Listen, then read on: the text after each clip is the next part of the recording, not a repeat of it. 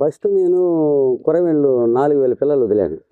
4000 పిల్లలకు గాను అవి హాఫ్ కేజీకి వచ్చేటప్పటికి అవి ఆక్సిజన్ లెవెల్ తక్కువైపోయి ఒత్తు వల్ల ఒక 2000 పిల్లలు చనిపోవడం జరిగింది. ఇది జరిగేటప్పటికి ఉన్న ఇంకొక 2000 పిల్లలతోని 1 సంవత్సరం 2 నెలలు దాన్ని పంట చేతికి వచ్చేదాకా చేసుకుంటా వచ్చినాను. అప్పటికి 2 లక్షలు దానా ఖర్చు అయిపోయింది.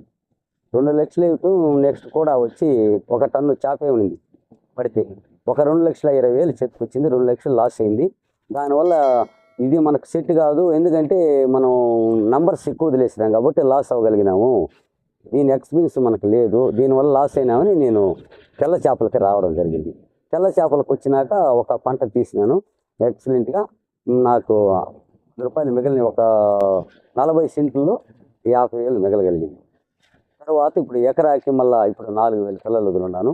దీంట్లో కూడా సక్సెస్ అవుతానేసి నాకు నమ్మకం.